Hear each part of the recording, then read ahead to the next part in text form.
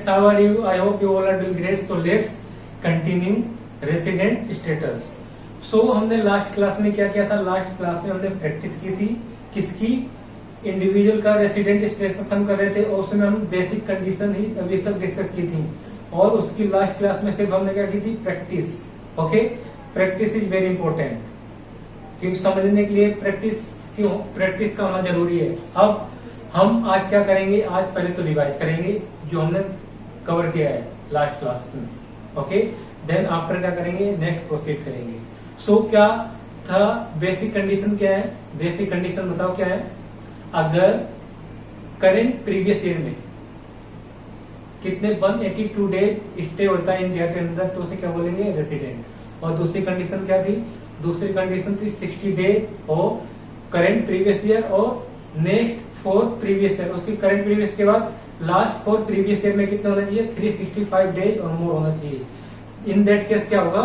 उसे उन दोनों में से एक भी कंडीशन अगर क्या होती है? सेटिस्फाई हो जाती है तो उस केस में उसे क्या बोलेंगे? रेसिडेंट. Okay, resident. बट अब इसमें जब उन दोनों में से एक कंडीशन फुलफिल हो जाएगी तो उसमें हम क्या चेक करेंगे? रेसिडेंट बट नॉट ऑर्डिनरी और रेसिडेंट और विद ऑर्डिनरी. अगर दोनों कंडीशन में से एक भी फुलफिल नहीं होती है तो उसे क्या बोलते हैं बताओ? उसे कहते हैं नो रेसिडेंट. और क्या था? अगर जिस दिन इंडिया से बाहर जाता है उस दिन वो भी दिन काउंट करेंगे और जिस दिन इंडिया में आता है उस दिन वो भी काउंट करेंगे. ओके, ये बताया था मैंने. और इसके बाद क्या बताया था? इसके बाद बताया था कि 3 ऐसी कंडीशंस हैं जिस केसेस में क्या है? कंडीशन सेकेंड वाली अप्लीकेबल नहीं होगी. जो बेसिक कंडीशन है ना सेकेंड वाली, कौन सी? 60 days previous current previous year में और लास्ट 4 ईयर में कितना होना चाहिए? 365 डेज. ये वाली 3 केसेस में अप्लीकेबल नहीं है. किस केस में? अगर कोई इंडिविजुअल कहा जाता है goes outside for employment purpose. In that case such person don't need to fulfil second condition. Okay, so उस पर्सन को क्या है? उसे सेकेंड कंडीशन फुलफिल करने की जरूरत नहीं है. उसको सिर्फ 182 डेज वाली ही देखी जाएगी. ओके, और वो एनआर भी हो सकता है और एनआर नहीं, रेसिडेंट बट नॉट ऑर्डिनरी भी हो सकता है और रेसिडेंट बट नॉट ऑर्डिनरी भी हो सकता है. और दूसरा कौन सा था? जब कोई भी इंडियन मेंबर क्रू हो. किसका? मेंबर ऑफ क्रू किसका हो? इंडियन शिप का. कोई इंडियन सिटीजन है वो मेंबर हो किसका? क्रू मेंबर हो इंडियन शिप का और वो बाहर जा रहा हो, आउटसाइड इंडिया जा रहा हो तो उस केस में भी उसे सेकेंड वाली कंडीशन फुलफिल करने की जरूरत नहीं है. और ये रेसिडेंट और ऑर्डिनरी रेसिडेंट भी हो सकता है, रेसिडेंट बट नॉट ऑर्डिनरी भी हो सकता है. और third condition that is very important. क्या? अगर कोई इंडियन सिटीजन और person of Indian origin India में आता है. ओके, अगर उसमें कौन सी कंडीशन फुलफिल करता है? अगर उसकी इनकम क्या है? अप टू कितनी है? अप टू 15 लाख है other than foreign source of income. तो उस केस में क्या है? उसको क्या है? सेकेंड कंडीशन फुलफिल करने की जरूरत नहीं है. ओके, उस केस में उसे 182 डेज फुलफिल कर देनी है बस. और उस केस में वो रेसिडेंट भी हो सकता है और ऑर्डिनरी भी हो सकता है और ordinary but not resident but not ordinary भी हो सकता है. दोनों हो सकता है. अब क्या ये वाली कंडीशन इंपॉर्टेंट है किसकी? अगर इंडियन सिटीजन और पर्सन ऑफ इंडियन ओरिजिन का आता है, इंडिया में आता है और उसकी इनकम इंडिया में कितनी है? 15 लाख से ज्यादा है अदर देन सोर्स, कौन सी? Foreign source of income. तो उस केस में जो सेकेंड कंडीशन है उसमें क्या हो जाएगा? 60 डेज की जगह 120 डेज हो जाएगा और 365 डेज लास्ट 4 ईयर हो जाएगा. ओके, तो इसमें क्या है? अगर उसकी इनकम 15 लाख से ज्यादा है और वो 182 डेज वाली कंडीशन फुलफिल करता है तो उसमें वो रेसिडेंट ऑर्डिनरी रेसिडेंट भी हो जाएगा, रेसिडेंट बट नॉट ऑर्डिनरी हो जाएगा. बट अगर सेकेंड वाली कंडीशन फुलफिल करता है 120 दिन और लास्ट 4 ईयर में 365 डेज तो उस केस में वो रेसिडेंट होगा बट नॉट ऑर्डिनरी होगा. ओके, ये बताया था ना मैंने. तो अब इतना हो गया अब इसके बाद क्या करेंगे, इसके बाद हम नेक्स्ट करते हैं, देखो क्या लिखा है इसमें।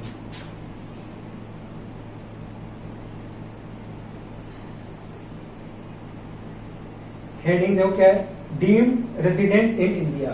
ये क्या माना जाएगा, डीम्ड रेसिडेंट इन इंडिया माना जाएगा कब, सेक्शन 6(1)(a) में। 1(a) में क्या लिखा, an individual being an Indian citizen having total income other than income from foreign source of income exceeding 15 lakh during the previous year would be deemed to be resident in India in that previous year if he is not liable to pay tax in any other country or territory by reason of his domicile or residence or any other criteria of similar nature। अब क्या देखो, कोई individual है being an Indian citizen, वो क्या Indian citizen है और उसकी इनकम कितनी है, 15 लाख से ज्यादा हो रही है other than foreign source of income. Okay, तो उस केस में उसकी अगर कोई अदर कंट्री में या अदर टेरिटरी में उसकी इनकम टैक्सेबल नहीं हो रही है तो उसे क्या मानेंगे, डीम्ड रेसिडेंट इंडिया मानेंगे। ओके, कौन सा सेक्शन है ये,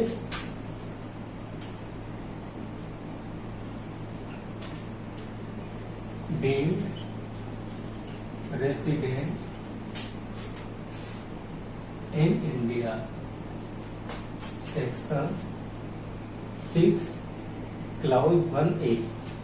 क्लाउज 1(a) सेक्शन 6, इसमें क्या बोला है, अगर इनकम कितनी है, इनकम हो जाती है 15 लाख से ज्यादा। ओके, 15 लाख से ज्यादा हो जाती है तो उस केस में, और ये कौन सी इनकम है, other than source of other than foreign sources of income। अगर जो फॉरेन सोर्सेस ऑफ इनकम है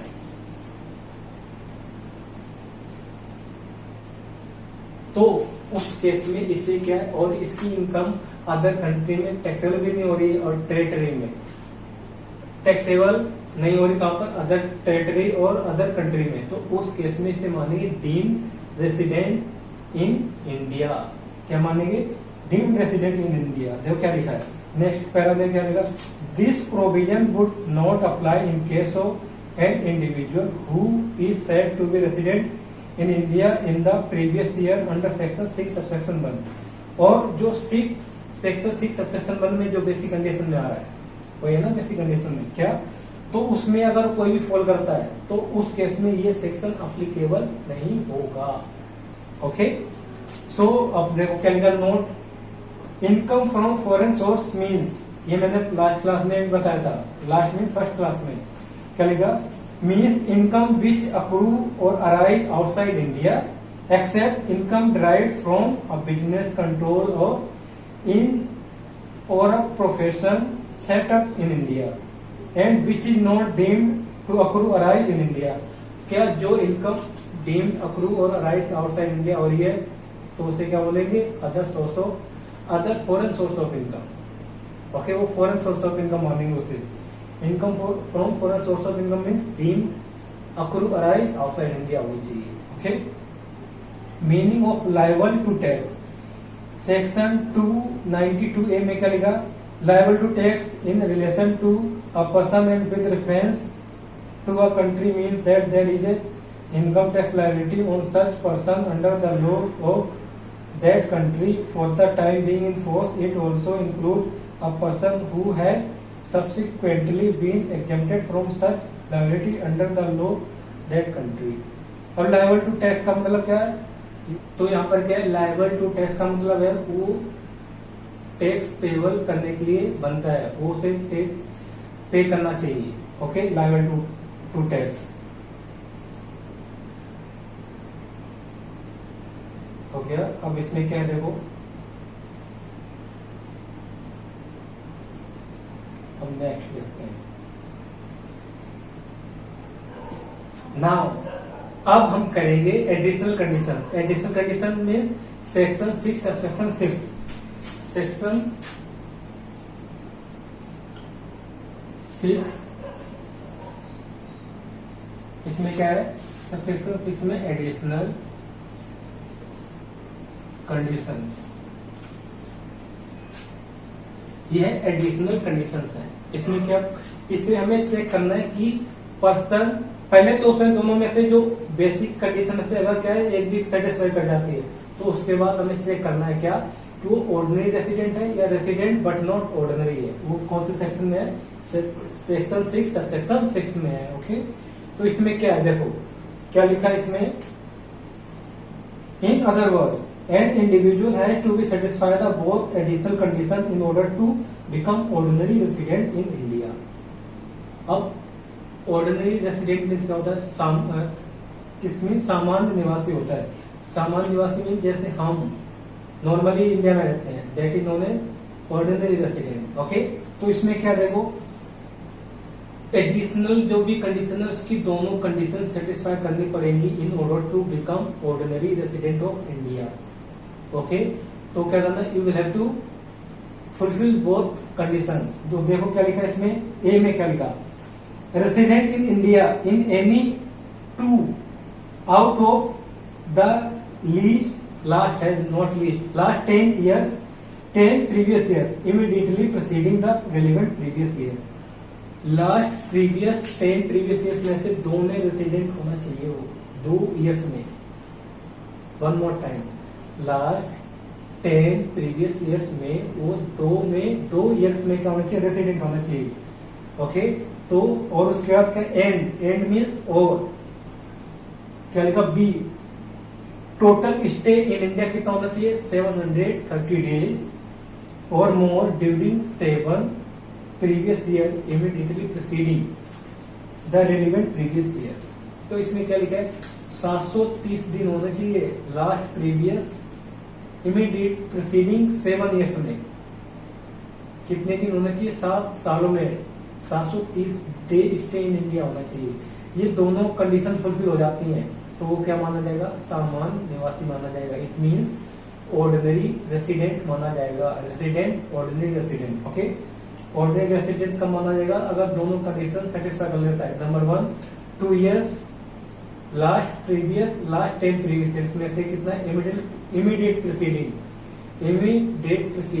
10 years में आउट ऑफ 2 years क्या होना चाहिए, रेसिडेंट इन इंडिया होना चाहिए। And 730 days in India out of कितने, 7 इमीडिएट प्रीसीडिंग ईयर्स में। ओके, और अगर दोनों में से अगर एक भी कंडीशन सेटिस्फाई नहीं करता है तो वो रेसिडेंट होगा बट नॉट ऑर्डिनरी होगा। अब सवाल आता है क्या हम डायरेक्टली हम ऑर्डिनरी और रेसिडेंट चेक कर सकते हैं basic condition section 6 sub section 1 को छोड़ के, अगर वो क्या करें, उसे चेक ना करें, डायरेक्ट हम इसी को चेक करते हैं, नहीं। सबसे पहले आपको क्या करना पड़ेगा, बेसिक कंडीशन में से एक कंडीशन फुलफिल करनी पड़ेगी। ओके, उसके बाद आपको चेक करना पड़ेगा क्या ये रेसिडेंट है, ये ऑर्डिनरी रेसिडेंट है या रेसिडेंट बट नॉट ऑर्डिनरी है। ओके, तो पहले बेसिक कंडीशन में से एक कंडीशन फुलफिल करनी है, तब हमें चेक करना है। ओके, अगर इसमें से एक भी कंडीशन अगर फुलफिल नहीं होती दोनों में से तो वो resident but not ordinary resident होगा। That's it. ओके, तो यही थी इसकी एडिशनल कंडीशन, किसमें है, सेक्शन 6 सबसेक्शन 6 में। ओके, अब इसके बाद किसका है, रेसिडेंट स्टेटस। इसके बाद देखते हैं resident status of Hindu undivided family, HUF का, जिसका एक कर्ता होता है जो सारे क्या लेता है, सारे डिसीजन लेता है। ये सेक्शन कौन सा है, section 6 subsection 2, Hindu undivided family 6 subsection 2। इसका रेसिडेंट स्टेटस क्या हुआ, रेसिडेंट स्टेटस बता दीजिए। देखो क्या लिखा है इसमें, क्या लिखा, HUF would be resident in India if the control and management of its affairs is situated wholly or partly in India।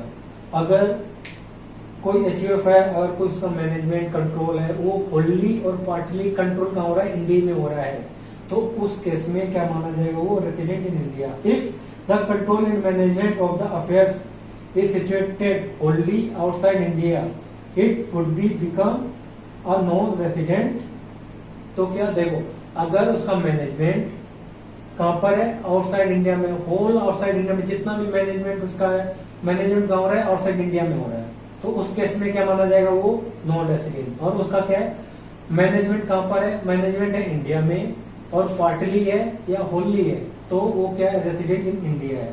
Okay, अब देखो क्या लिखा है, इफ, आगे देखो, if control and management of its affair is wholly और partly situated in India, in that case क्या status होगा, resident. If control and management of its affairs is wholly situated outside, that is non resident. और क्या लिखा, resident और ordinary resident, इसमें भी है रेसिडेंट ऑफ ऑर्डिनरी रेसिडेंट, क्या है इसमें, if the HUF is resident then the status of karta determine whether it is ROR और आरएनओआर। आरओआर मीन्स रेसिडेंट और ऑर्डिनरी रेसिडेंट, और क्या है, आरएनओआर का मतलब resident not ordinary resident, but not ordinary resident. For this purpose additional condition of section 6 subsection 6 वाली हमें check करनी है।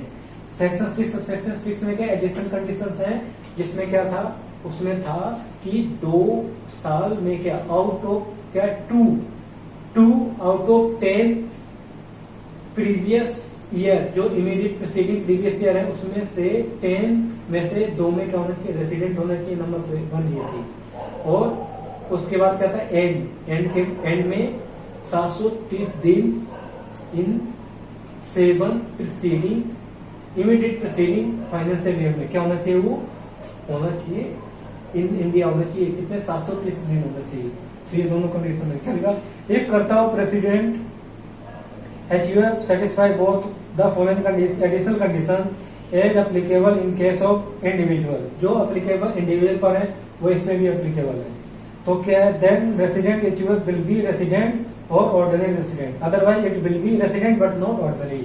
और दोनों कंडीशन को सेटिस्फाई कर लेता है तो उस केस में क्या है, रेसिडेंट हो जाएगा, कौन सा वाला, ordinary resident. But in case एक भी कंडीशन अगर सेटिस्फाई नहीं करता तो उस केस में क्या माना जाएगा, resident but not ordinary resident. अब क्या है, नंबर 1, कर्ता और resident HUF should be resident at least 2 previous year out of 10 previous year immediate preceding financial year. इसे फाइनेंशियल ईयर ने लिखा है, प्रीसीडिंग रेलिवेंट प्रीवियस ईयर लिखा है। ओके, फाइनेंशियल ईयर को इग्नोर कर देना। और उसके बाद क्या है, second condition, and stay of कर्ता during 7 previous year immediate preceding relevant previous year should be 730 days और मोर होना चाहिए। 7 सालों में से लगभग कितना, 430 और उससे ज्यादा इन इंडिया में स्टे करना चाहिए। ये दोनों कंडीशन अगर सेटिस्फाई कर जाता है तो वो HUF क्या माना जाएगा, रेसिडेंट हो जाएगा, कौन सा वाला, ऑर्डिनरी रेसिडेंट। अगर दोनों में से एक कंडीशन अगर फुलफिल की और तो उस केस में क्या है, resident but not ordinary resident, मतलब दोनों कंडीशन सेटिस्फाई करनी पड़ेगी, कुछ भी हो। ओके, अब इसके बाद क्या है, ये तो था HUF का।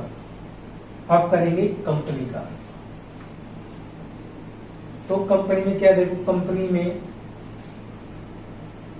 क्या लिखा, resident status of company. Section कौन सा है, 6 subsection 3, resident status of company, section 6 subsection 3। Okay, क्या लिखा है इसमें, देखो, if person is an Indian company, अगर कोई कंपनी क्या है, इंडियन कंपनी है, तो that is known as resident. It means क्या होना चाहिए उसका, देखो, company other than Indian company will be resident in India in any previous year if its place of effective management in that year is in India. अगर वो उसका poem कहाँ पर है, इंडिया में है। और मैंने पोएम के लिए अलग से क्लास रिकॉर्ड कर रखी थी और मैंने अपलोड भी कर रखी यूट्यूब पर। तो पहले आपको पोएम का कंसेप्ट अच्छे से याद होना चाहिए, तभी आप स्कोप ऑफ टोटल इनकम कर पाओगे, ये भी ध्यान रखना। ओके, सो पोयम, इसको भी कवर कर लेना क्यों। और इसको इसकी क्लासेस आपको मिल जाएंगे, 3-4 क्लासेस होंगे, उसमें मैंने प्रैक्टिकल प्रॉब्लम्स भी कराए इससे रिलेटेड। ओके, पोयम कब होगा और कब अप्लीकेबल होता है। ओके, और क्या लिखा है, POEM to means a place where key management or commercial decision that are necessary for the conduct of the business of entity as a whole or in substance में। अब क्या देखो, ये कब पोयम किस पर है, अगर कोई की मैनेजमेंट और कॉमर्शियल डिसीजन कहाँ अगर इंडिया में लिए जाते हैं तो उस केस में क्या है, पोयम कहाँ पर होगा, उसका इंडिया में होगा। वो क्या है, उससे सारे बिजनेस के जो भी है क्या नेसेसरी, जो बिजनेस कंडक्ट किया जाता है उससे नेसेसरी जो रिलेटेड डिसीजन है वो कहाँ लिए जा रहे हैं, अगर इंडिया में लिए जाते हैं तो क्या माना जाएगा, सच कंपनी क्या place of effective management in India है और उसे रेसिडेंट कंसीडर करेंगी। और उसकी कुछ एडिशनल कंडीशन भी है, 4 कंडीशन। ओके, वो 4 कंडीशन अगर जाननी है तो आपको प्ले लिस्ट मिल जाएगी और वहां से आप क्या कर सकते हो, आप पोयम अच्छे से कर सकते हो पोयम को। ओके, ये वो वाली पोयम नहीं जो हमने बचपन में पढ़ी थी चंदा मामा वाली, ये अलग पोयम है, इट इज वेरी डिफरेंट चंदा मामा। ओके, सो ये वाला तुम्हें टॉपिक कर लेना है पोयम खुद से। अब क्या लिखा है इसमें, तो अब यहाँ पर क्या है, देखो कंपनी की कैसे लिखा है, कंपनी अगर इंडियन रेसिडेंट है, मतलब अगर इनकॉर्पोरेट इन इंडिया हुई है तो क्या हो जाएगी, रेसिडेंट इन इंडिया हो जाएगी। ओके, और उसके बाद क्या लिखा है, resident status of person other than above. Other than above means अगर ऊपर इट मीन्स कौन कौन से आगे इसमें, अदर देन अबोव में आगे firm, AOP, BOI, local authority, artificial judicial person, उस केस में क्या मानेंगे, उनका स्टेटस क्या होगा। देखो, resident status of persons other than above, जो ऊपर हमने कवर कर लिया उन्हें छोड़ के जितने भी बच जाते हैं। Section 6 subsection 2 and section 6 subsection 4 में क्या लिखा है, देखो कौन कौन आ जाता है, फर्म आ जाती है, ओ AOP, BOI, artificial and judicial person और लोकल अथॉरिटी आ जाती है। तो इस केस में रेसिडेंट कब माना जाएगा, देखो, if control and management of its affairs is wholly और पार्टली सिचुएटेड इन इंडिया। क्या लिखा, क्या बंद हुआ, इफ क्या control and management of its affair Holi और पार्टली कहां पर है, इन इंडिया में है, तो रेसिडेंट कहां माना जाएगा, इंडिया का। ओके, उसका मैनेजमेंट और कंट्रोल कहां पे हो रहा है, इंडिया में, या तो पार्टली हो या होली। ओके, और if control and management of its affairs outside India, in that case क्या माना जाएगा, non resident of India. Okay, तो ये था रेसिडेंट स्टेटस। तो एक बार रिवाइज कर लेते हैं। तो रिवाइज का आज हमने नया क्या क्या सीखा, एडिशनल कंडीशंस ऑफ इंडिविजुअल और डीम्ड रेसिडेंट कब माना जाएगा, जब उसकी इनकम क्या है 15 लाख से ज्यादा होगी। Other foreign source of income, किसकी बात कर रहा हूँ, इंडिविजुअल की। ओके, तो उस केस में उसे क्या माना जाएगा, डीम्ड रेसिडेंट कब माना जाएगा, अगर उसकी 15 लाख से ज्यादा इनकम है इंडिया में। इट मीन टोटल इनकम कितनी है, 15 लाख से ज्यादा है, other foreign source of income. Okay, और उसमें क्या है, देखो उसमें और उसकी कोई भी अदर कंट्री में वो टैक्सेबल नहीं है। It means other country, foreign country में टेरिटरी, कोई भी टेरिटरी हो सकती है, अगर वहाँ क्या है उसकी इनकम टैक्सेबल नहीं है तो वो deemed to resident in India consider किया जाएगा। उसका सेक्शन कौन सा था, सेक्शन 6 क्लाउज 1A। ओके, फिर उसके बाद हमने पढ़ा था एचयूएफ का स्टेटस, किसका पढ़ा था, एचयूएफ का। एचयूएफ में क्या नहीं, उसके बाद हमने पढ़ा था एडिशनल कंडीशंस ऑफ इंडिविजुअल, मतलब इसमें हमें चेक करना था ऑर्डिनरी रेसिडेंट है या रेसिडेंट बट नॉट ऑर्डिनरी है।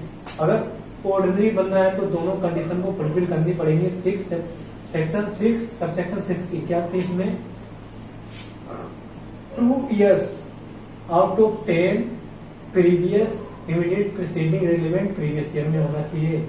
ओके, और क्या है दूसरी कंडीशन भी सेटिस्फाई करनी चाहिए थी कि 730 दिन होने चाहिए इंडिविजुअल को इन इंडिया में लास्ट 7 प्रीसीडिंग ईयर्स में, रिलेवेंट प्रीवियस ईयर में होना चाहिए इन इंडिया में। ओके, और इंडिविजुअल केस में क्या बोला था, इंडिविजुअल के केस में बोला था कि अगर उसका मैनेजमेंट और कंट्रोल कहाँ पर हो रहा है, होली और पार्टली इन इंडिया हो रहा है, तो वो क्या माना जाएगा, रेसिडेंट ऑफ इंडिया। और मैनेजमेंट पार्टली और होली कहाँ पे हो रहा है, आउटसाइड इंडिया, तो उस केस में क्या हो जाएगा, नॉन रेसिडेंट। और एडिशनल कंडीशन भी इसमें जो इंडिविजुअल का एप्लीकेबल थी सेक्शन 6 सब सेक्शन 6 में क्या था, इसमें था कि एडिशनल कंडीशन कौन सी, 730 out of 7 year, 2 years out of 10 year, ये दोनों कंडीशन फुलफिल होती हैं तो ऑर्डिनरी रेसिडेंट हो जाएगा सच HUF, और अदरवाइज क्या होगा, रेसिडेंट बट नॉट ऑर्डिनरी। अगर दोनों में से एक भी कंडीशन सेटिस्फाई नहीं करता तो उस केस में क्या हो जाएगा, रेसिडेंट बट नॉट ऑर्डिनरी। इसका था कंपनी। कंपनी में क्या है, अगर वो कहाँ पर है, इन इंडिया है कंपनी, इंडिया में क्या हुई है, वो इनकॉर्पोरेट हुई है, तो क्या इंडियन कंपनी होगी, इंडियन कंपनी है तो रेसिडेंट इन इंडिया मानी जाएगी। और इसके लिए क्या है, पोयम और पोयम डिस्कस कहाँ किया मैंने, पोयम डिस्कस किया मैंने, उसके अलग से क्लासेस रिकॉर्ड कर रखे हैं, अपलोड भी कर रखे हैं यूट्यूब पे, उसके बारे में आप पढ़ लेना। ओके, पोयम के बाद क्या आ गया, पोयम में कंपनी के बाद क्या था, कंपनी के बाद था रेसिडेंट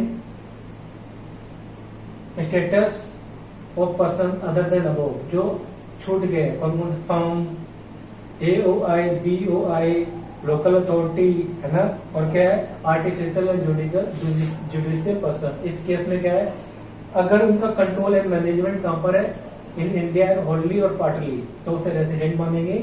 और उनका control and management outside India है, पार्टली हो या होली हो, तो उसे क्या बोलेंगे, रेसिडेंट, नॉन रेसिडेंट, NRI बोलेंगे। Okay, so I think it is enough for today. In next class we will start new topic, that is scope of total income, और उसके प्रैक्टिकल प्रॉब्लम्स भी करेंगे, प्रैक्टिस भी करेंगे साथ साथ यहीं पर। सो ये मत समझना, यहाँ से क्वेश्चन आते हैं 10 to 12 मार्क्स का हुआ करता है, ये ध्यान रखना है, scope of total income. Non, इसके बाद फिर क्या कराएंगे, taxation of NRI, non resident का टैक्सेशन कैसे करते हैं, उसमें क्या प्रोविजंस है, वो सब डिस्कस करेंगे, उसके क्वेश्चंस भी करेंगे। Okay, so I think it is enough for today. In next class we will cover new topic, that is scope of total income. So if you like this video, do like, share and subscribe. Till then, bye bye and take care. Okay.